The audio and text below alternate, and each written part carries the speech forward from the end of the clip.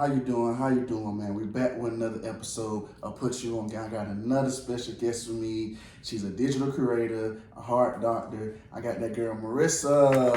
Hey. What is going on with you? Nothing much, just chilling. I like that. I like that. He will put you on game, man. You know, it's not easy to sit in that seat. You know what I'm saying? 50 people don't been in that seat so far. Let's So you ready for the smoke? Let's do it. Let's do it. I'm ready. So, like, what are some of your goals you were hoping to accomplish this year? And if you already accomplished it, what were those goals? Okay. So I would say my top 3 goals. Okay. Were to have an event every month. Okay. Because I have a tribe of women that I do events for. So I have an event every month. I have had my first event in April. I had a virtual event in May, and now in June I have an event coming up June 25th. So I'm on the road now. Like I'm making it happen. And I actually have an event already sealed for July. Oh, So okay. that was my top goal, is to make sure I have a physical event for the tribe once a month. My other goal is to get the tribe to 100 members. I'm halfway there. That goal is to be set and done by September. So I'm a third there. Yeah. So that's gonna happen. That's gonna happen before September. It is. September my birthday month too. Oh yeah. It is. And then my third goal was really to start putting my content on YouTube. So I haven't started on that process yet. But okay, well you got some good goals. I like that. So take us back to, man, where you from? I'm from Kansas City, Missouri. Oh, Kansas City, go Chiefs! Yeah, Kansas City, yes sir. Kansas City, Missouri. Yeah, I love. I'm a Chiefs fan. So. Oh really? Yeah. You know, you see, I got Kansas City slides. Oh, you do? Yes, I love the Chiefs. I love Mahomes, Kelsey. They're my boys, man. I love them to death. I'm a diehard fan. Like when they win, I'm so happy. And I can tell you when they lose, I feel like somebody done took my soul. Part of you like, is yeah, gone. like somebody took my. I be messed up for the whole next day. But don't talk to me. Nobody text my phone. Don't call me. I be so upset. I be so upset. I be like, dang, I gotta stop here. Why am I so upset? They gonna lose a game. You know what I'm saying? But they feel like part of it. Yes. It's crazy though, man. Yeah, I'm from KC. Okay, so what was it like growing up out there? So actually, I was born out there. I moved at 2 to Alabama. And then at kindergarten, I moved to Ohio, Columbus, Ohio. And I moved back to Kansas City when I was in 6th grade. So I wasn't raised there as a youngin', but from 6th grade and up, I finished out in KC. Yeah, so you moved good. So you moved around. Yeah, my mom moved around a lot. She moved. My mom was a runner, so when things was not right for her, she got up and packed up and left every time. So that was kind of our life. And at first, like growing up, we hated it because we're like, we just got here, we just met friends, like what in the world? But in the long run, I realized that it honestly played out for my favor, because what I do now is network, and I know a lot of people in different areas because of that. So. Yeah, so that your favorite then. That's why I said, you know, sometimes I realize here's what I always tell my mama too. Sometimes when it comes to my sister, sometimes as a kid, you don't really understand certain stuff. Your outlook on it is way different than when you get older. Right. When you get older, a lot of stuff that you didn't understand as a kid, you understand when you become grown. Yep. And when you have your own. Now I'll be like, dang, I understand what mama did that. Yeah, you understand. You have a whole different outlook on it. That's why I be trying to tell her, you know, stop getting mad, you know, at my sister, because she's still young and she's still, you know, learning. And even though you telling her the right stuff, to her that doesn't resonate. Because for me, that didn't resonate with me then. Right. You know what I'm saying? Right. It resonates with me now. Not me being a grown man, but then it doesn't. So I'm glad you was able to understand that, you know what I'm saying? But you moved around a lot. You know I moved around a lot as a kid too, but all in the inner city. Right. You know what I'm saying? I didn't go. We was all over. We was all over. Yeah. We was traveling all the time. We was in a car, driving. We drove everywhere. I never flew, so it was always long 12-hour drives. Damn. Hey. Yep. Nah, I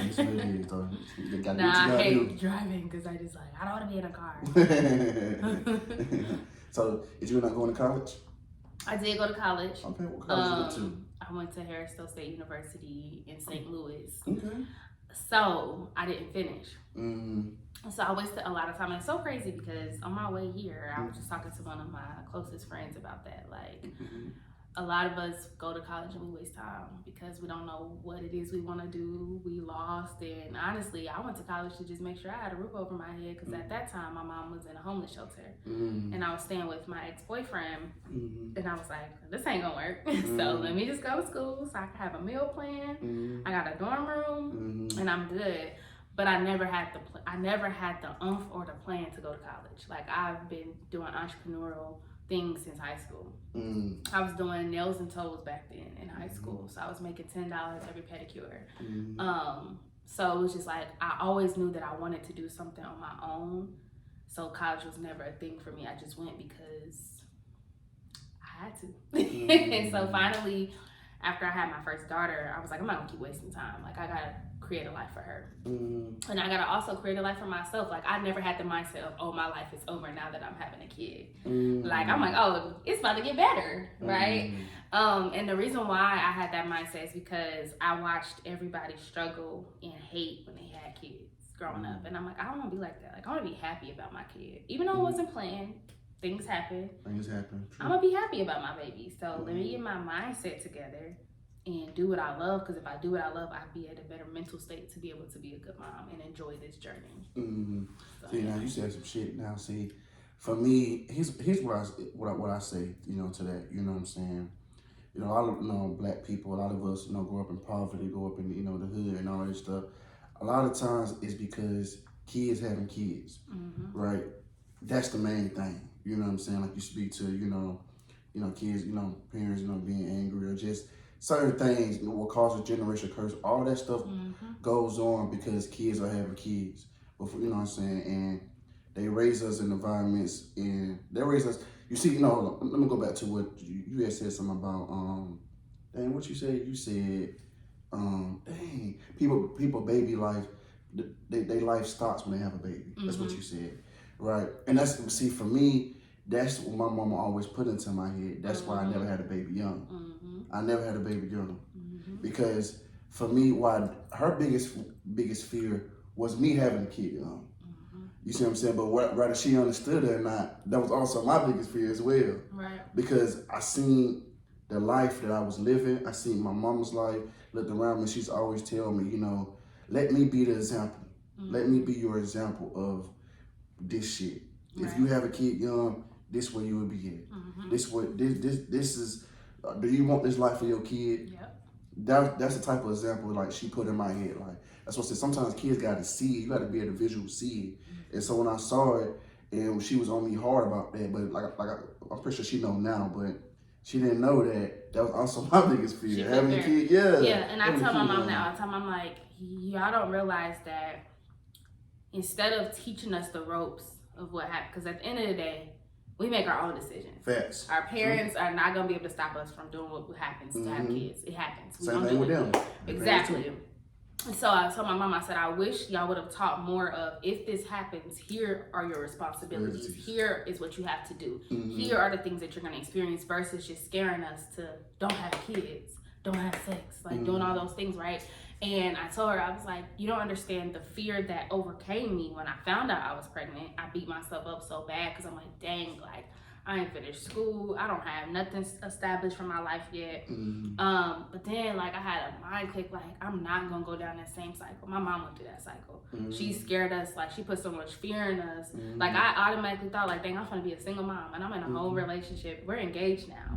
But if I would have let that fear take over, we probably wouldn't be engaged right now. I would have probably distanced myself because I would have already had my mindset that I'm going to have to be a single mom. Right? And so I was telling her, I was like, I'm grateful for everything you taught. Our parents taught us the best that they could with what they had. But it doesn't take away from the fact that a lot of things that we're taught and a lot of things that we've seen put so much fear in us that now we're trying to unlearn and relearn things as adults. And the biggest thing for me was, I don't want my baby to grow up with an angry mom. I grew up with a very angry mom, and I understand where her anger came from. I understand where her sadness came from. She went through a lot. Our parents went through a lot because they didn't have access to a lot. Like, the black community now we are in a time where we can change our lives drastically. Absolutely. If you're not changing your life, it's on you, because we have so much access to so much now. I always say that. Our parents didn't. So it's like I'm grateful for everything she did. She made sacrifices, but it doesn't take away from the things that we are now trying to unlearn and relearn. And that was my biggest thing. I was like, okay, I'm having this baby. Where do I need to heal and become better so that she can grow up in a happy home? I grew up and I seen sadness, depression, darkness, anger my entire life. Like, I feel like the happiest, like, we seen happiness, of course, but it was only like when it was like holidays, when we got together with family, had dinner, and it was like, all right, back to reality, back to this struggle. Like, the only time it was like truly happy is birthdays and holidays. And I think that's why a lot of Black families, we love holidays, because that's just like the time that we get together and can actually have fun. After that, we back to life. Bills gotta be due. You know, some parents, they're doing it on their own. Like, we deal with a lot, so holidays are a big thing for us. Like, I be telling people all the time, like, Black families, most of us don't think about what the holiday mean. We just like, this is just a chance for us to get together and eat some good food together, laugh, take some pictures, and that's it. But I was like, I wanna be just as happy as I am on birthdays and holidays every single day of my life with my baby. And that's what made me start my journey. I like that, man. That's some dope ass shit. And like you said, it all goes to kids having kids and they carry the angle. But see, my mama did talk to me, you know, but it wasn't more so in a gentle way. It was always aggressive. My mama did say, okay, you know, son, if you do this, this what happened. And I said, baby, stop your life. Baby does this. This what happened. You gotta turn this. My mama did talk to me. Go ahead. My life got better when I had my baby. I'm not gonna lie. My life before my baby, terrible. Like, I was making dumb decisions. I was struggling. Like, I mean, I struggled when I first had my baby still, because I was figuring out the ropes of what I wanted to do in my life. But having her, I mean, better. Like, better. And I think it's because me and her dad, we went through things, but we always set a foundation that at the end of the day is for her. Like, we can still go live our life separately if we want to do that. But at the end of the day, when we come together for her, it's going to be the best. We give in the best. And also, I think I made up in my mind, like, I'm not going to be sad because I got a baby. Like, I don't want her to be like, Mama, you sad because you had me? Like, no, I'm going to be happy. Like, I'm happy. Of course, we went through struggle. We went through downtimes. We went through a lot of stuff. But we set our mind that we going to make it happen. Like, but yeah, having a baby honestly made my life better. You see, it had the opposite effect on you. And it's kind of like growing up in the hood, how sometimes you become a part of your environment or you could be different. You see what I'm saying? So it had the opposite effect on you. And that's what's up, man. You said a lot of stuff, you know what I'm saying? But for me, per se, you know, me and my mom, especially when I got older, like, we clashed a lot. Simple fact, because like you said, you know, she was raised on survival. And she raised me on love. So our outlook on life is different. You know what I'm saying? Then I got into a relationship, and I started, you know, this woman, you know, when you get into a relationship, that's when you really realize that, okay, certain things is wrong, certain things is right. That's when you really start to realize. So I started to change, you know what I'm saying? Woman changed me, and I became better. So once that happened, that's when it really started to clash, because she didn't recognize I wasn't that same little boy no more.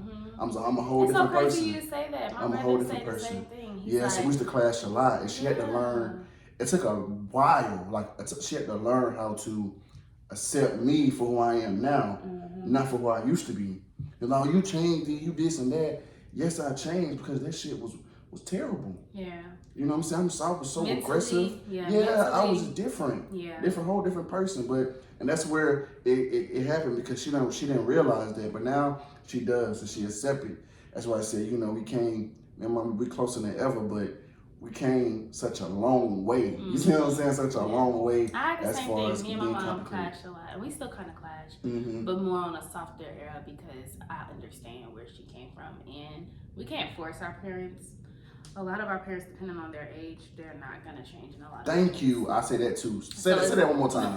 One more time. Yeah, because like a lot of our parents, like with their age, they're stuck the way they are. Like they are. Like unfortunately, they are. They have the ability and the option to change, but majority of them are not going to take that step and actually do the work to change.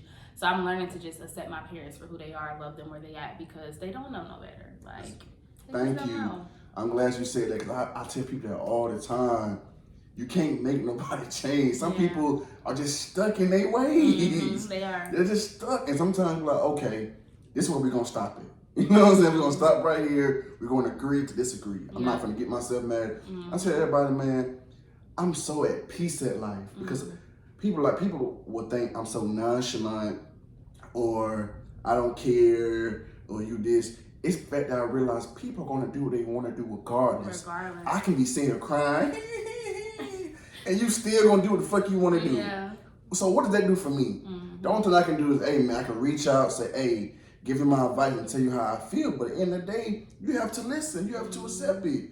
And that's how I go. And people say, my family swear I'm nonchalant. I'm not nonchalant because I would help you. I would look out for you. But that's it. Because once you don't listen, I don't talk to you no more. But I still talk to you, but not about that no more. Right. Because I'm not going to extend my energy, my capacity. I'm going to keep repeating myself. Yeah. You know what I'm saying? It's just learning to accept people for where they are, honestly. Because there's certain conversations that I wouldn't have with my family members because they don't get it. They don't understand. Yeah. And I had, especially stepping into full-blown entrepreneurship, they didn't understand why. Because, like, even though I didn't finish college, I have a degree, like, because of a great talker that I am. Great talker. I have been able to get a lot of high-paying jobs. A lot of jobs that accepted me because of my skill, not because of a degree. So I've been a pre-K teacher. They wanted an associate degree at that time. I didn't have an associate degree, but I could prove that. I promise you, all these kids are going to be potty trained and taught what they need to know by the time I leave, right? Right. So, and even when I moved here, I got a really good position at a job that was looking for bachelor degrees. But it was just like, I'm a good networker, and I can put my skill on the table just through my voice. And so, because of that, I've been exposed to so much to life that I never seen before. And so I'm like, dang, like that's all it takes to like become financially free. You know, and a lot of us that grow up in poverty, we think it's hard. We think money is it's a little amount, but it's so much money out there. It is. It's enough for us all to be millionaires. I promise you it is. But it's like, who is going to actually do the work? Who is actually going to step out of their comfort zone? Absolutely. Learn something new. Unlearn the stuff that you've learned. Because not only are our parents stuck in their ways, it's a lot of us stuck in our ways. That's true. And it's like, until we get to that point where we unlearn the damage, we unlearn the trauma, we unlearn the pain, and we heal from all of that and accept, okay, this was my life then, but it don't define me forever. Absolutely. You know, that's where the bell clicked for me. Like, okay, am I going to continue to allow my past and my childhood to define who I am today? Or am I going to actually say, you know what, let's stop it here. Let's unlearn this. Because, like, I was quick temper. Like, because my mom, I didn't really realize this until, like, recently that I was quick temper because my sister talked to me. She's like, you know, Mama was always like, do it when I say do it. Like, you don't got no time. Like, now, like, you could be on the toilet doing a number 2. If she said do something, you better get off that toilet, wipe your butt, and come back to it. Like, that's how she was. And so we grew up, and then when we get in our adulthood, we expect people to do things when we say it. We expect quickness. So, and if that don't happen, we exploding because of how we was raised.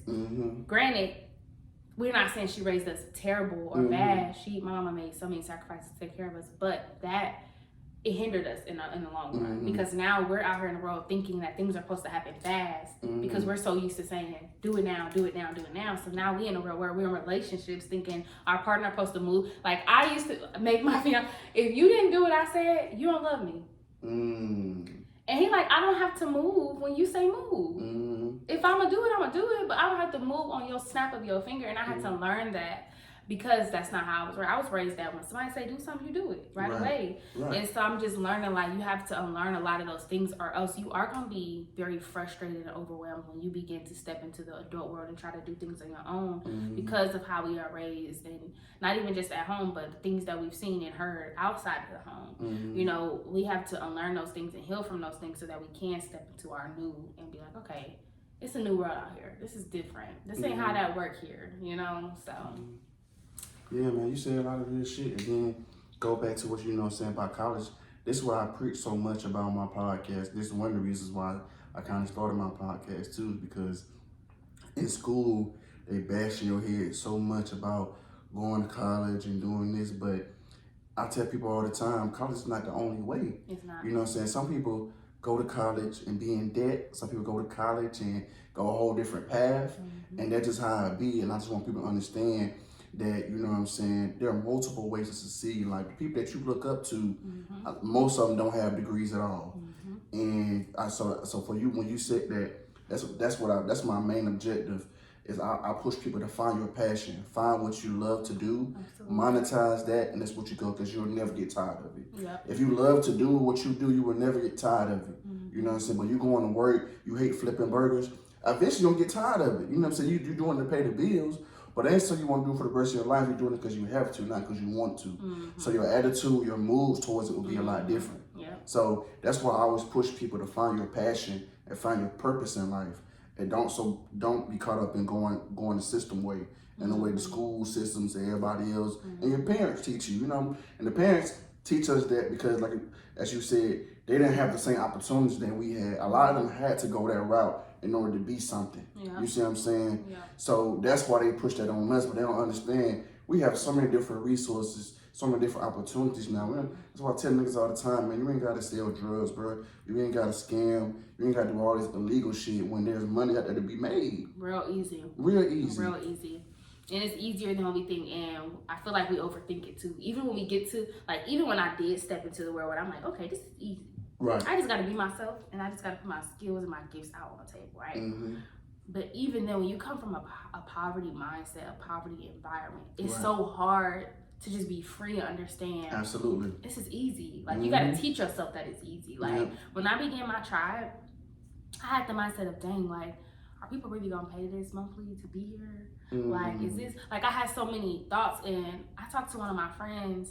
She's Vietnamese. And she was like, I asked her, I said, what is the difference from a Black small business and white and your culture and different foreigners who come out, start a business, start these beauty shops, these beauty salons, and all this, and y'all succeed so quick? And she literally said, y'all think too much. And she said, y'all look for the people in your environment to be your clients and customers, and don't realize that there's a whole nother wave out there. The people in your environment and your family are normally struggling just like you. So how do you expect them to be your consistent customer? That's a gem. And I was like, that's crazy, because that is, like, even like subconsciously, we expect our cousins, our friends, and our homies, everybody we grew up with to be our clients and our customers. That's why we feel like it's hard to sustain our goal. But if you think about the fact that there's a whole nother world out there, and that's who we need to be targeting. Our client, our families, and the people around us, we're here to inspire you that you can do it too. Absolutely. The people out in the world is who want and need what we have. Right. But we're more focused on the people that we're just supposed to be showing the way to, versus the people who actually need our product, our service, our skill. And I was like, that's so wild, because if you look at a lot of Black small businesses, a lot of them talk about, like, oh, my family and friends are not supporting me. They're not supposed to. They will if they want to, but that's not who you targeting. Your cousin is used to doing the life that she lived. Why do you expect her to be your client? Go out and actually align with the people who need what you have, because there's a purpose on all of our lives. Absolutely. And God has people who are aligned with us. We just have to get out and reach them. We're trying to reach people that God, like, I don't want them a part of that. I don't want them on that. And you still trying to get clients and customers from places that you have no business targeting. And when she explained it, she was like, we create a online course, a business. We not thinking about our cousin and our mom and our aunties and our friends checking out. We're not looking for their name. We put it out there, and we targeting who need what we got. So that was really big for me, because I'm like, that's so real. Like, we do focus on the wrong thing. So even when I did step into entrepreneurship, I definitely had to still unlearn stuff and teach myself that this is easy. Okay, so let's get into that, man. So what made you want to start your Self-Love Sister Tribe? Self-Love Sister Tribe was honestly birthed like a year ago, but the journey started back in 2018. Okay, let's talk about it. 2018, when I first found out I was pregnant, I was like, I got healed. Okay. I had a lot of hurt, a lot of trauma, a lot of things that was taking over my mind at that time in my life. And I was like, okay, what do I need to heal from? I wrote a letter to my hurt. That's what I call it. And a lot of people who are in my tribe, they know when they come in, they write this letter.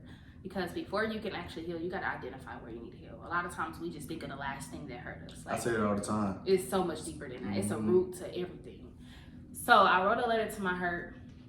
And some of the stuff that I wrote that I thought I was over, I wasn't, you know. And so I wrote a letter to my hurt, and then I was just like, you know, I have to heal from my parents. I have to heal from some cousins. I have to heal from some friends. I have to heal from some teachers. I have to heal from a lot of things that people have either said or did to me. I have to heal from my own insecurity. I had terrible acne. And so I was so insecure about my skin. Like growing up in middle school and high school, I used to like put makeup on my face every day. And so I was like, I gotta heal from all this stuff because there's so much baggage. Like think about an iPhone when you get too much storage and then they say you can't take no more pictures. It's kind of like how your heart and your mind is. When you got so much baggage from all these years just sitting there and you haven't released any of it, it's no space for nothing else, good or bad, just no more space.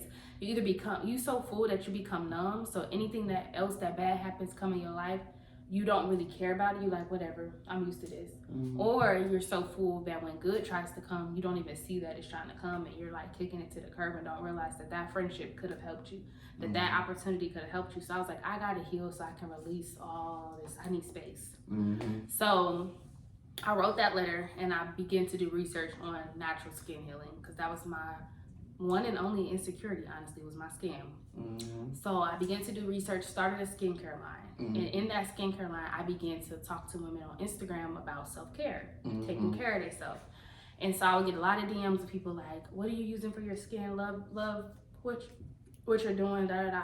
So I was like, dang, like, I'm talking to women every day about the same thing. Let me create a group chat. So I created a group chat for all of my clients and customers. And in that group chat, I was sending them journal prompts, was having conversations about healing and stuff. I then stepped into network marketing. I was meeting more women. We were not in the group chat. And so as they were all in the group chat, I just create this women environment where we're just helping each other. We're praying together. We're talking about the things that hurt us. Like it just became a thing. And so when I moved to Atlanta, I still had my skincare line, but I had this moment in my life where the skincare, my skin was healed by this time. So the skincare line, I want to still put the skincare out because I know there's people who want to heal their skin, but it was no longer a passion of mine. Like it died down. And so I was like, I don't want to be in this kitchen whipping skincare all day, every day. Like this ain't what I want, right? So I put my formulas into a book that I'm releasing this fall. And so I was like, well, if people want to heal their skin, I still have a resource for them to heal it. But I don't want to personally make it no more. Like down the line, if I open up a warehouse and have people make my formulas and do something like that, I'm open to that. But me personally whipping it up, I don't want to do that no more. And so then I told my fiance, I said, give me 3 months. I just need to sit at home and figure out what I want to do in this next season of my life. And so I really just like prayed, and I was just doing a lot of things. I was getting out, going to events, meeting different people. And that's when God revealed, like, throughout this entire time of your entire entrepreneur season, you always motivated women. You always help women see themselves. You've always had a group chat. You was building group chats to do all types of things. Do a self-love membership. And so I then started working at this place where women came together for events all the time. So I started it. I started the group. I then began to work there right after I started the group. I had like 6 members at this time. Started the group, began working there. When I started working there, so many women were just like aligned to me. Like they was just getting attached, like they loved me and I loved them. And so, you know, it just became like a sisterhood. So it was just like I was creating events for women and everything. And so then as this membership began starting, the vision continued to get bigger. And so that's when like God was just kind of revealing to me like, these are the type of Zoom calls that you should have, like just really talking to me. And so now within the tribe, they get a journal prompt every day. They talk to each other like they know each other. Some of them ain't never seen each other's face. They in there like loving on each other, venting sometimes. Like some of them come in and they vent about their week, their day, whatever. Like it's a pure sisterhood. And I pray every day, like God, align me with women who can come in here with a pure heart. Like my number one fear creating this was like, dang, like I don't want women to come in here and end up arguing and fighting, like, cause it happens. Like, you're doing too many women in a room, it can happen. And so I stopped allowing that to be my fear, cause it was like, you set the tone, you the leader, you gotta set the tone of what this group is about. And if you set the tone right, and if you come with good energy, that's what's gonna be, right? And so the moment I let go of that fear, the community just like began to grow. And now we have an ongoing growing community.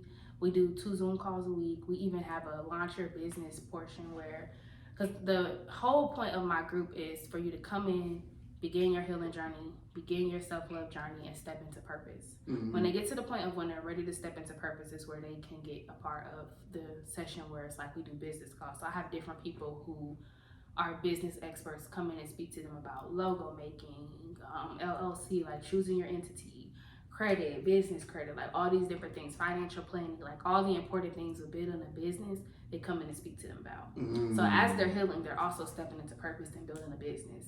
So overall, this community is just for women to come and flourish and evolve. Like my group, I don't want you standing here and we're gonna be forever sad and telling a sad story. Like, no, let's talk about it. Let's heal. Right. And healing is an ongoing journey, but it's not gonna be ongoing in the same situation. You're gonna heal from it all the way in this group.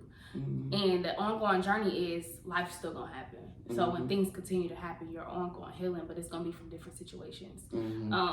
So overall, it's just like a community for women to come in, heal, step into who they truly want to be, and step into purpose. I love everything you said, man. That's some real shit, man. So what are some of your early trials and tribulations you went through? Who, in business? Yeah, just in your self-love trial. I would say focusing on my gift versus on the things that our social media gurus try to teach us. Like, I think for a moment, like I was on the right path, and then for a moment, I started leaning towards all what the gurus are saying. Right. And I was forgetting that God gonna handle that. Let me focus on this gift. Let me focus on making sure I'm giving the girls what they need in this group. Because it was times where I was like trying to rebuild my website, trying to make everything perfect. And it's like, if you just pour out your gift, God's gonna send the people in your life to do those things for you. Right. So I would say that was the biggest like trial and tribulation. Honestly, a lot of our trial and tribulations come from us not really believing in ourselves. You know, so like just really at this point in my life, I'm like, I'm here to give the gift. God gonna send me an assistant. He gonna send me a social media person. He gonna send me somebody to build this website. I'm gonna work with what I got and just continue to pour this gift and educate myself so I can make sure I'm staying in a very sane, peaceful place in order to pour into these women. Okay, I like that. So what are some of your goals you hope to accomplish with the Self-Love Sister Tribe? I want to open up a campus. Like I want a physical location. Okay. It's gonna remind you something of a college. Okay, I like that. But entrepreneur style. I like that. Yeah. I like that. Yeah. That's what's up right there. That's what's up. So what's something that you want to do that you haven't done yet?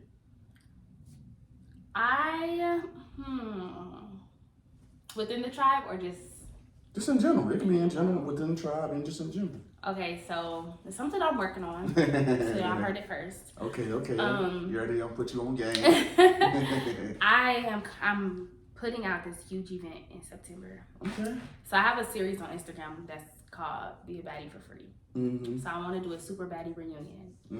And one person, I'm gonna tell y'all one person that I really want to have there. I have a list of people, but one person that I'm really not trying, but I'm going to get there is Michelle Obama. Okay, y'all heard it first. You heard it here first. Yeah. I'm put you on game. That's some dope shit, man. Yeah. You dream big, man. Yeah. I like that. I really like that. Man, let's spice this up. You ready to get into this game, man? You ready to get into this game? Let's play the game. Oh, you scared? You afraid? What's the game about? Okay, like this. I ask you 5 questions. Whichever ones you get right, I take a shot. Whichever ones you get wrong, take a shot. Now, the point of this game is a guessing game, okay? I know people ain't walking around just knowing the answer to this shit. Oh, my God. I give you multiple choice, though. Okay. You know, you multiple choice. And I keep it on Black excellence, where Black people dominates, right? That's music, oh, sports, gosh. entertainment. I don't watch TV. I don't listen to all music. that stuff. Well, I feel like that's what Black people mainly, you know, that's us, that's culture. You know what I'm saying? That's culture. So I keep it on that, you know what I'm saying? Should be fun though. Okay. Are you playing? I've been beat 4-1, about 6 times maybe. I've been beat 3-2. Okay. You know, so I've been beat now. So hey, if you a good guesser, you may fuck around and get me. All right, let's do it. So how you feeling about it? Let's do it. Oh, let's go. Okay. You a Drake fan? Oh, so you might know the answer to this question. Which Drake song came out first from his Thank Me Later album? I don't know. Was it A, Over, or B, Find Your Love? Find Your Love. Final answer? I think. That's wrong. And you answer that question like, you answered it so much. I just remember being in high school, I better find your love. Oh, man, you answered it so much, man. Go ahead and pull it up, man. It was over? No, ain't over. We got 4 more questions. No, I'm saying the song was, the answer was over. Yeah. What song is that? You know, Bottles on Me, Long Summer Again, Never Drop the Ball. Oh, okay. I'm thinking, Make a Shit Young. I heard that shit in a long time. It's over. Okay, I should have said over. Nah, look at you. Okay, this is a true or false question. Mm-hmm. Has Nicki Minaj ever won a Grammy? False. Okay, you got that right. Look at you. Look at you. Yeah, I know they were sleeping on my girl, so I kind of know that one. Are you a Nicki fan? Yes, I'm a everybody fan. Oh, really? Like, I cheer for everybody. Everybody. Even the people. Now, I don't listen to a lot of everybody's I was about to say, music. even people that can't rap for real. Yeah, I don't listen to everybody's music, but I cheer for everybody to win. Okay, you probably know this is sports course, you probably know this, but I'm just guessing. How many championships does the Boston Celtics have? A, 17, B, 18. 17. Okay, you got that right. Look at you. Look at you. Yep. Look, you got the first one right, the first one wrong, and you've been on the road. See what I'm saying? Yep. No, I say I'm gonna start falling for because everybody that come up here and make this face like, oh, what the fuck?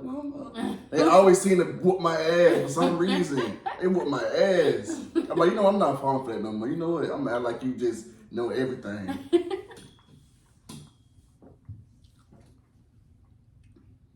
Let's go. Which cartoon show had more seasons? A, Arthur, B, South Park. What is South Park? You remember South Park? Damn, how can I explain it? Oh, God. Like 106 in Park? No, South Park. Let me see if I can pull this up. I remember 106 in Park, but that's not a cartoon. You said it's not a cartoon. It's like rappers. 106 in Park with Roxy and Terrence. Was that her name? You don't remember this? That show? You know what, South Park? Oh, man. Well, anyway, just answer the question. Dang, Arthur had a lot of seasons. Yeah. I'm going to go with South Park since I don't know who they are. That's why you know. That's your final answer? Arthur. Final answer? Yeah. Arthur, your final answer? Yeah. That's wrong. Why you asked me if that was my final answer? That's why I said that. You know what? You like the second person I done got like that. You know that?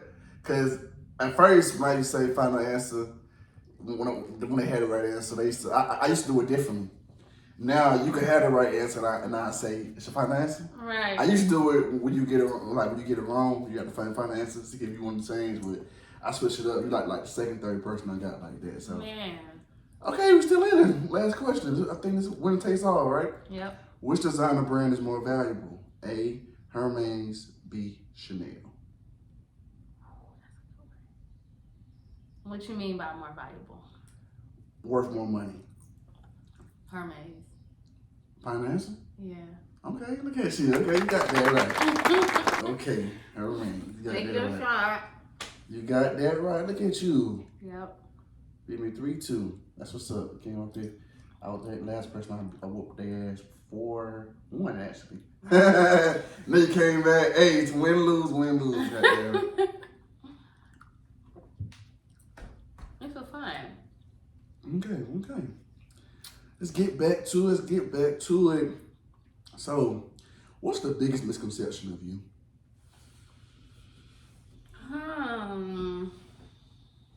I would say that my life is perfect. I like a lot of people, especially people who knew me when I was a kid, look at me and think my life is perfect. Now, I'm not gonna lie, my life is very much peaceful. And it's close to perfect, I'm just kidding. But I still go through things, like I be having to explain that to my friends and family. Like, I still go through things. Like, I still be wanting to be checked on. But I've always, even before actually stepping into purpose, I've always been looked at as the strong daughter, the strong friend, So that's something that I've always like had to deal with. Like a lot of people don't check on me because they don't feel like they need to. Like they feel like I always got it, right? That's deep right there. I think the same thing for me too. I had to realize that too. Yeah. So I think that's the biggest misconception is that life is perfect for me because life still happens. I just know how to like maneuver and overcome a lot of things. And my faith is so strong in God that I don't need a person to make it better. So I think that's what it is. And that's why, like you said, that's why, because I'm like that too. Like, I'm strong. Growing up, you know what I'm saying, I always had to be that rock.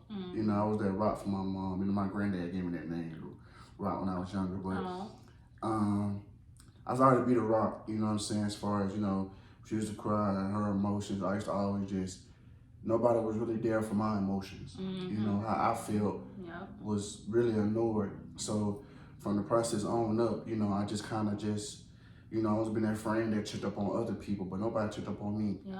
And now, but what I do now is now like, because I meet a lot of people like you that say the same thing, I always like, I just send them, I reach out to them and, you good, man, how you doing? I say encouraging messages, positive messages. Y'all know, my guests know, you know what I'm saying, people that I have little relationships with, you know what I'm saying, even if we don't have a relationship, sometimes I still reach out to you because we need that. You know what I'm saying? We always pour into other people, but who gonna pour into us? And one tip for all of you guys, if you have a strong friend, even if you're a strong friend too, a lot of us are strong friends. We have strong friends. Yeah, that's true too. So if you are a strong friend and you're around strong friends, or even if you're not a strong friend, if you're like, girl, I like to cry and I like to call people with my issues and I'm okay with that, that's fine too. We're all different and that's okay. But here's the tip. Don't ask your strong friend, are you okay? Because we're going to say yes. If you feel like your friend is off a little bit, or if you feel like they need some love, or you feel like something is going on, don't ask them if it's okay. Just do something nice because you know something is not okay. Because if you ask us if something is okay, we gonna say yes. If you ask us if we need anything, we gonna say no. That's just how we are because we're so used to not having anything. So a tip is when you see a strong friend, whether they're doing good or bad, like even if they're doing good and they in a mode and you want to just congratulate them or celebrate them, just do it. Like, don't ask a question, just do it. And I'm learning that because I have a strong friend. And I had to just pull up on her with lunch one day because I heard in her voice that something was not right. She would have told me everything was all right if I would have asked. But because I am a strong friend, I know how to deal with strong friends. So I'm like, let me just pull up on her, bring her lunch, and have a girls' day. And it was the best day ever. And she needed that. We both needed it at the end. It was like, we both needed this, right? But that's my biggest tip for people who have strong friends. Like, don't ask them. We gonna say we good. Deep inside, we screaming. That's real shit. And sometimes, you know, just send them encouraging messages. You know, that helps out too. Even if you don't want to ask if you're okay, sometimes I just send out a positive, really encouragement and loving message. Sometimes love, man, people looking at their phone, seeing love, that would help that person out. You know what I'm saying? Like I had this coworker, you know what I'm saying? I was working with her, and she told me, like, you know what, you really made my day. That morning, I was going through something. I had no idea. I had no, you know what I'm saying, she didn't give me no reason. I didn't see her face, you know what I'm saying? It wasn't noticeable that she was going through something. But what I told her that day, she said, you really made my day. And I really just like been good like ever since what you told me. So sometimes, man, sending people love and encouraging messages, like you said, a lot of times people not used to that. We're not used to that. We always doing it to other people. So sometimes, man, just do that. You know what I'm saying? Send positive, send loving messages. We all need love. We all need love. That's like my friend back in St. Louis, Brianna. She's always smiling. She's always there for other people. She always putting girlfriend things together. And me being here, I'm not there anymore. So I'm like, you know, she always doing something for her friends. Always the happy person, always, you know, up and going. And I'm like, me being here, I like to like send her e-gift cards. I like to send her, you know, loving messages because I'm like, I know you always doing stuff for other people, your friends and stuff, but I don't know if they do it back for her, but I don't care if they do it back for her. I'm just making sure I pour into her because I know how much she pours into other people. Facts. I'm the same way. Same way. So if you can go back in time, what's one thing you would tell your past self? Don't care about what other people say. I spent a lot of my years starting my business caring about what other people say. Other people who would never spend their money with me on top of that. I spent there, try spending your childhood caring about what people think. Yeah. You know and it's so crazy because in my childhood, I didn't give a damn. Mm. In my childhood, I mean, every majority of the adults in my family thought I was so disrespectful, but in reality, I just always been a person who spoke my truth. But even when I got to the phase where I started caring what other people say, it was because of this mindset of, dang, like, I'm a mom, I don't have no degree, my life not together. Who am I to say this? No, still speak your truth. Still stand up on what you say. Still stand up on what you believe and go all in, because being a mom don't define you. You not having a degree or having a degree does not define you. What's inside of you is what truly defines you. Right. And so once I got back to that mindset, unstoppable. That's what I tell everybody, you know, everybody has a story. It's not about how you start, it's not about how you finish. Yeah. That's why I say you can start now. No matter if you're 25, 35, 55, you can start now. Everybody has a story, but everybody has a beginning point. But you decide how you want that story written. You get to start your own script. So you always got to remember that. And glad you said that, you know, but caring about what people think, I think that's a lot of things, because the thing is, we want to be liked. You know, we want people to like us. But I always tell people, do you want to be liked or respected? Because you can't be both. Yep. You can't be both. And I tell so I had to tell my friend all the time, like, bro, stop chasing being liked. Everybody not gonna like you. Yeah. Your personality is not gonna rub everybody good. My happiness rubs some people wrong. Yeah, and that's why on one of my quotes that I have back in my shirt, do not allow my confidence to offend your insecurities. Because you're insecure that, you know what I'm saying, you think I'm arrogant or I think I'm better than you because I'm confident. Confidence comes from repetition. I've done this so much now that I know that you believe it. Yes, I know I'm. Because it's like in the beginning of confidence, depending on if your confidence was taken from you. Because I feel like majority of us are born confident. Some people actually are born shy, if you believe it or not. I was shy. But I was shy. Yeah, I was born shy, but I stepped into confidence because I don't know why. I think it's because like I was the middle child of the six. My mama had 6 kids, so I was the middle child of the last set of 3. Okay. So, I was that middle child to prove myself. Like, that's the baby boy, oldest. You know, it's always the oldest, but the middle child, we always got to prove ourselves, right? And so I was always loud. I was always the most energy. I was always the one bothering everybody. Because, in doing that, even though those are the names that we give it, but doing that, in reality, I was just the one that was practicing confidence. I was practicing confidence with being the loudest one in the house. I was practicing confidence, bothering everybody. Like, that was really me practicing confidence. So I stepped into a confident role, and it was just like, I started to believe it so much that, you know, like, I got to a point where I was like, I'm confident. You can't take this from me.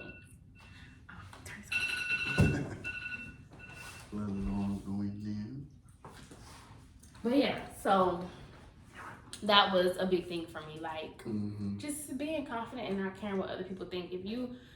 This is what I always say, if you doing everything from the heart and you believe it's right, do it.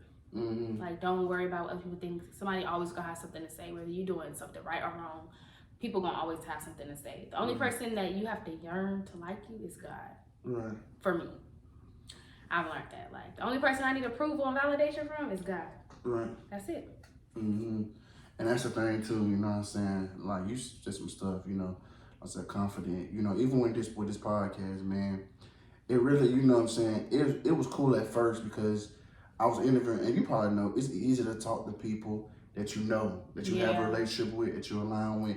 It's so easy to talk to those people, but a complete stranger, it's like, I don't know you. How do I know we're gonna, you know what I'm saying, we're gonna align? Because you're different than I. So that was my biggest fear, you know, in doing this podcast. So when I first started, I interviewed people that I knew until I got to like episode 14. Episode 14 will always be a memorable place for me, because that was the first person I interviewed that was a complete stranger.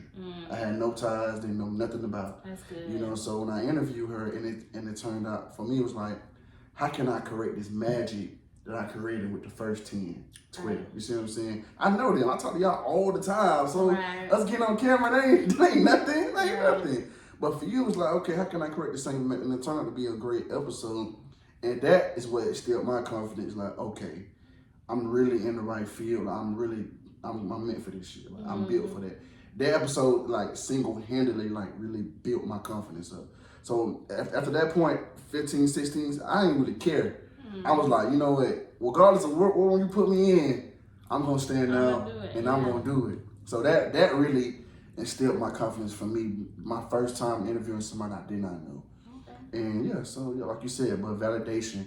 But I always say the reason why people seek validation so much is because there's a certain level of respect involved. You see what I'm saying? Like people say, "Oh man, you one of the greatest of all time." You like, oh, you know, it's like, damn, you know this. You know, Lil Wayne saying I'm one of the greatest, that they hit different when somebody that, you know what I'm saying? And that's why it's a certain level of respect involved. Yeah. But you have to know that you, regardless of anybody acknowledge you, that you still that shit. You still the dude or woman. Because it's hard. So in the beginning, in the beginning of your journey, you're going to be boosting your confidence based off yourself. Right. As you go, when people begin, because like at the end of the day, everyone loves recognition. Absolutely. Right? Like, absolutely. At the end of the day, God gets the glory. Yeah, but I can't sit here and lie and say, I don't love when people actually say, thank you, Marissa, or you're doing good. That's, we're human. We all love that, right? Too, yeah. So when I went to this event, and I'm just like, it's a networking event, so I'm talking to people, and I'm on like third person who's like, you Marissa, I've heard so much about you. So eventually I'm like, okay, so who is talking about me? And so, you do your thing out here, and so everyone's like, and so then I talked to this one girl at the bar, she was like, everybody been talking to you, I've been waiting my turn, and I'm just like, y'all know me, you know? So and do your thing, it Marissa, feels do your good. thing. So it's like, you know, I'm in my right path. Like you said, I'm in my right mode because when I was doing something that wasn't purposeful to me, nobody was talking about it. But now that I'm literally living in purpose, people are talking about it. So it's just kind of confirmation that I'm doing the right thing and I'm on the right path. So absolutely. I believe you said that perfectly. Perfectly. Okay, so where do you see yourself in the next 5 years? I see myself finalizing and opening the campus. Location 1. Okay. And really like doing it. Like it's literally gonna be a college for entrepreneurs. Okay. We're gonna find another word for it because college throws a lot of people off. So we're gonna find another word for it. But not really. So how do you want to be remembered when it's all said and done? That no matter what life gives you, always love yourself. Like, always love yourself. That's how I got through my darkest days, by caring enough for myself to love me, you know? And when I like truly love, like for one, in order for me to love me, I had to heal. A lot of people ask me this question. They say, do you have to heal first or love yourself first? And I had to sit back and analyze my journey, go through my journals and stuff to kind of like see what my path was. And I believe you have to begin healing first. Because there's a lot of things that we do. Like I'm gonna say, for instance, we get up and go to, like when we work jobs, we get up and go to work. We might not like the job, but we do it anyway. Because we got to. So when you get to that point, it's like you might not love yourself, but you get up and do a lot of stuff just because you have to, right? You get up and brush your teeth, wash your, you know, you do all that because you have to. Right. So like sometimes we unconsciously take care of ourselves. But actually consciously taking care of yourself is what actually counts. When you actually begin to do those things, that's when you're going to be able to pull yourself out of things you never thought you could heal from. And so when I started my healing journey, it's because I cared about myself. As I got through my healing journey, I began to love myself, and I was able to step into like purpose and accomplish things because I loved myself. So like I'm pretty sure a majority of us care about ourselves. Like deep inside, even when we are in the darkest modes where we are just so angry at ourselves, we still care about ourselves. We still don't want anything majorly bad to happen to ourselves. So I feel like we always have some type of care for ourselves, but truly loving yourself comes when you actually heal and see who you are. Because it's really hard to love yourself if you don't know who you are. Right. When you begin to heal, you then can define who you are, to know who you are in order to love who you are. Right. So I feel like that's kind of how it is. So when it's all said and done, I want people, when people say my name, I want them to just think of, let me love me, let me heal. Man, you said something. That's powerful. I think that's what, you know, my journey was too, is that I had to heal first, you know, because growing up, you don't really see nothing wrong. Like you said, you know, you hear these behaviors, you think everything is right, you know what I'm saying? You don't see, but you don't realize a lot of things. Like one time, I'll bring up a story. One time, that my girlfriend at the time had called my mom and tell my mom about the situation, a little big argument we had. And when she came over, my mom had said something that still stuck with me. She had said, my son don't express his feelings.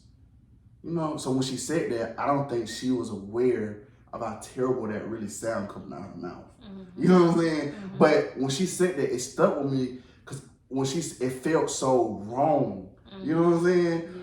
But it was like I was so used to that, and of course she would say that. Her mindset would say that because I never done that with her. Mm-hmm. You see what I'm saying? I always listen to her, and rightfully so. But so for her to say that, that was like for me like, okay, I have to stop being so hard. Mm-hmm. You know what I'm saying? But my mama felt like, see, my daddy wasn't in my life. My mom felt like she had to be my mom and father. Mm-hmm. Did a great job because what my mindset as far as being able to operate through chaos. A lot of folks can't do that. Like, it be people out there shooting, car going on, car accident, all this. I still can remain focused on that prize and keep my mind, dedicated. All that becomes from her. Right. You see what I'm saying? Like I said, there's always pros to it, but like you said, within those pros, there are cons. Mm-hmm. There are a lot of cons as well. Mm-hmm. And that's why I had to learn, I had to sit back and really think about, okay, what kind of man do you want to be, D? If this is the kind of man you want to be, when you have kids, do you want to pass this down to your kid? Mm-hmm. How you want to be? So I had to sit back with myself. And I'll tell you, that's the hardest thing in the world to do, to look yourself in the mirror. You're like, you know what? It's me. Mm-hmm. It's me. It's me. Yeah. I got to get right. I got to fit certain things about myself that I know that ain't right. So as I sat back, I was like, I got to change this, got to change that. All these women been saying this about me, D. Mm-hmm. So something got to be wrong, right? Mm-hmm. If everybody gonna say the same thing, let me stop being a dickhead, being stubborn. Like I know everything. Let me actually listen and observe what this woman is saying about me. So I sat back and started listening. So okay, you know what? So boom, boom, boom, boom, boom. I started changing, becoming better. Then when I became better, that's when I started loving the man I am. I'm starting aware of stuff. Because sometimes when you're stuck in the mindset too, you don't see nothing wrong till somebody else see it. Mm-hmm. You see what I'm saying? Somebody from the outside, like, hold on, D, nah, this ain't right. Yeah. Like, nah, this is right, because you stuck there too. Yeah. But then when somebody, tell you like, oh, so now when you're out of that mindset, you see exactly what the hell that person was talking about. Yep. And that's how it was for me, man. It was a long journey, and man, I'm just so proud to be where I'm at. And for you, you say that it does all start from healing first. I think I have to heal first and be okay with adversity. Mm-hmm. You know what I'm saying? Be okay that if me and, going to war with my family pretty much. I'm sorry to say, but what I mean by going to war is standing my ground, standing firm on what I say and what I believe in. Mm-hmm. And if they choose not to talk to me, I have to be okay with that. Right. That was my thing too. Like, if they don't, be mad at me and don't talk to me, it will hurt me. You see, it will hurt. But I had to be okay. You know what? Fuck you, dude. You got to be okay with that shit. You stand your ground as a man. You know what's right. Mm-hmm. You stand on it, regardless how hard it is. Yeah. I think that was my hardest part, was dealing with that adversity. So, yeah, man, that's what it's really about. I'm glad you said that, man. So it's that self-correction. Every day throughout my healing journey, I woke up and looked in the mirror and said, how can I be a better me? Mm-hmm. And that broke down how I needed to heal. Mm-hmm. Marissa, you have a quick temper. Mm-hmm. Where is this anger coming from? Marissa, you sometimes shut people out the moment they do something wrong. Mm-hmm. Have a conversation. Be an adult, Those were things that I really dealt with, because, I never... And I think this is something that, again, is like a ripple effect. Mm-hmm. When you're raised and you never get to have the conversation, for instance, let's say you get in trouble at school, your teacher call your mom, you don't get to sit down and tell mama what happened. Mm-hmm. Whatever the teacher said is what's right. Right. And you in trouble. Mm-hmm. And so I think that affected me in such a way, because it's okay, when somebody do something wrong, they don't got time to talk to me and tell me why that happened. Or if sometimes people don't even know that what they did was wrong. And you just need to sit down and tell them that this affected you in this way. But I never did it, because I was like, I don't gotta talk to you. You already did the wrong thing. Once you do something wrong, it's a wrap with me. We ain't friends no more. And I had to learn that some people don't even know that what they're doing is wrong. Have the conversation. If y'all still on the line, go your separate ways. But give people that grace. Give people time to explain, oh, I didn't know that affected you. I'm sorry. You know. So. Because their perspective is different from yours. Exactly. They don't know how they was raised. That's why I said communication is very important. We sit down and we talk about the situation. That's my thing too. And like you said, mine was aggressive. I'm still aggressive, but I know how to tone it down a lot more. But aggressive, like my mom is my mom, y'all know, she's very aggressive. You know what I'm saying? Very aggressive. But she's very loving. Got a big heart. Yeah. But underneath that, you know, his heart is dealt with trauma. You know? They've dealt with a lot of trauma. Yeah, dealt with a lot of shit. So, you know what I'm saying? I understand it, but doesn't mean, you know, when it comes to certain things, I don't condone it. Right. But I understand there's a difference now. You understand it, but it doesn't take away that it can also affect you. Yeah. So, you know what I'm saying? That's why me being aggressive, the communication part, you know, communicating like you said, I cut people off, man. I cut you off and think twice about it. Okay. See, when I see you, motherfucker. Yeah, I was just talking to, it's so funny, I was just talking to my fiance. I told him, I said, I realized that everybody in my life that I either don't talk to anymore, or we've had friendship breakups or anything, like anyone who is in my life now, I realized, like, wholeheartedly, I'm not saying I'm perfect. I'm pretty sure I could have did a lot of things differently. But most things, I ain't do nothing to nobody.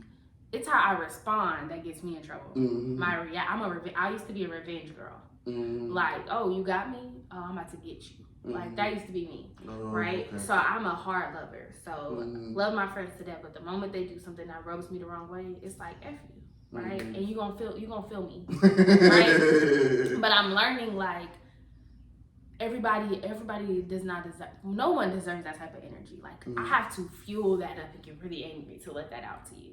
I don't want to do that. Right. I like my shoulders to be down. I like to be at peace. So I'm just learning, like, if things don't work out, so be it. If they work out, awesome. But I'm not going to stress myself to be so angry at someone. It's not worth it. I like that. So do you feel like you're walking in your purpose? I absolutely do. I can wake up and do this. I'm not gonna say I can. I wake up and do this every day. You do. I see you. You say a lot of great messages on IG. And I don't feel like I'm working. I don't feel like I'm strained. I can finally say I feel like I'm in purpose. I like that. So give me your top 5 favorite artists, man. Top 5 favorite artists. Cleo Soul. Okay. Janae Aiko. Okay. Alicia Keys. Okay. Maverick City. Okay. And CeCe Winans. Okay. I like that. That's a pretty solid list right there. Pretty solid list, man. You know, I seen on Breakfast Club, they talked about nobody, no hip hop had no hip hop album being #1 this year, or no single being #1 this year. Something they talked about.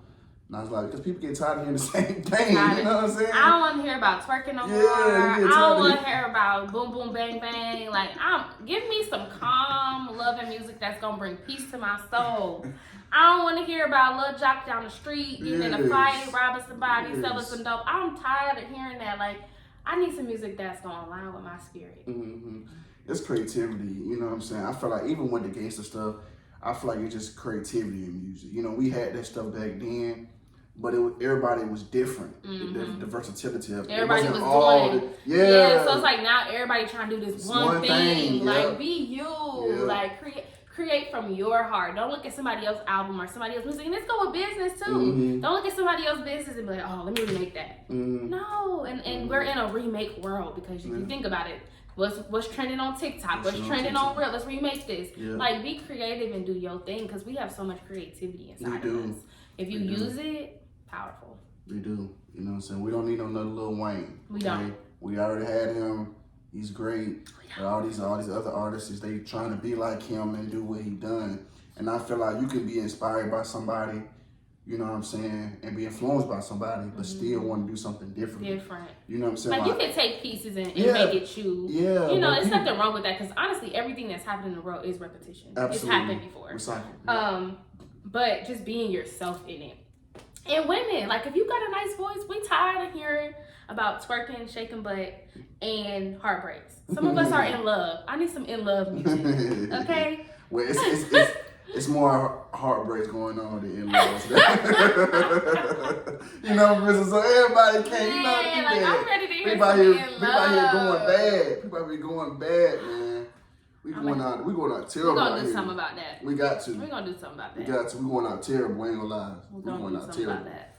But man, it has been a pleasure having you on this podcast, man. You are so dope.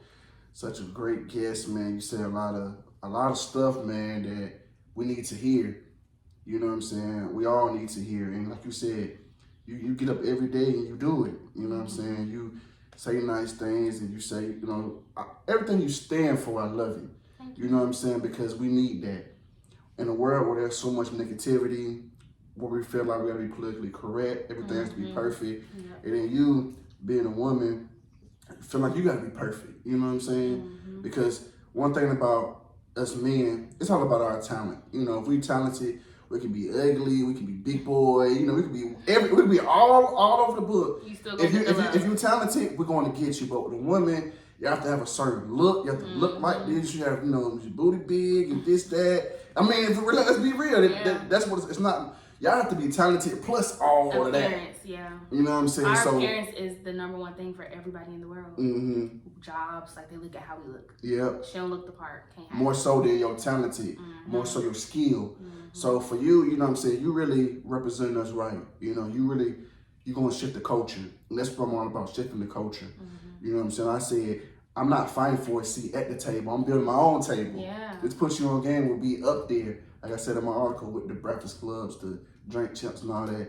Because I don't want to sit at the table, man, because it's certain things in the culture I don't like. You don't align with I don't stand for it, man. And this platform is for upcoming entrepreneurs and entertainers, because nowadays we look at what's on TV and we base our lives based on what's on TV. You know what I'm saying? Oh, this, okay, this.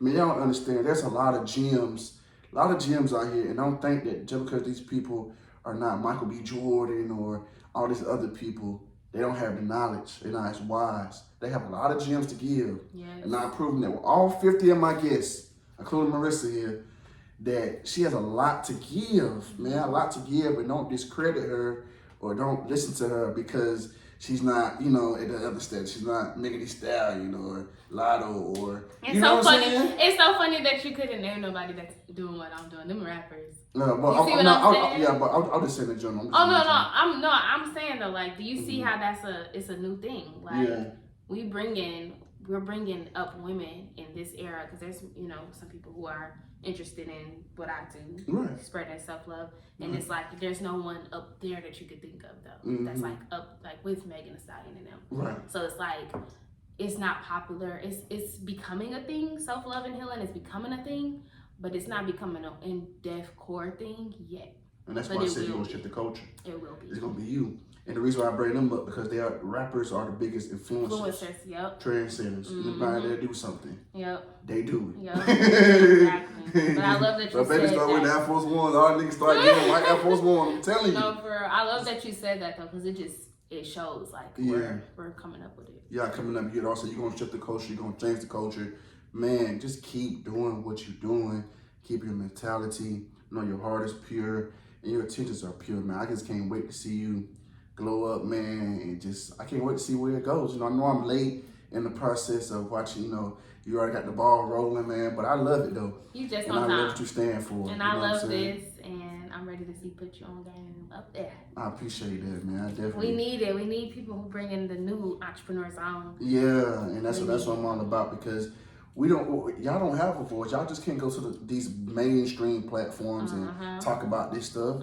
They ain't checking for you until everybody know you already. And it's like, dang, like nobody care about our journey. Yeah, it's beauty in the journey, bro. Real beauty in the journey. You've been through a lot, man, and here where you at, and you know what I'm saying, smiling, you know, so confident, you know, everything. That's beautiful, man, and that's great. And we have a conversation. You got me open up on here too, which is lovely. But why all men say that? I swear, every time I have a conversation with men, they be like, "You just made me talk about something I don't never talk about." Because each guest brings something different out of me. You see what I'm saying? That's good. So when you talking, you bring some whatever my spirit says. Say got you. That's good. So that was you. So when you was talking and certain stuff, okay. Now my spirit say, D, you need to go ahead and say what you need to say. Yeah, go ahead and open up, D, because you know you want to open up. But yeah, man, how can we find you on social media? At selflove.rissa. Okay. DM me, comment, come on into the community. Come on. We love everybody. So any questions, any input, feedback, whatever, we ready for it. Okay, and what can we expect for you within the next couple months? In the next couple months, you can expect a humongous event called Super Baddie Reunion. Okay. All right, man. That's it, man. Thank you for coming by again, man. Yeah. That wraps it up, man, for another episode of Put You On Game.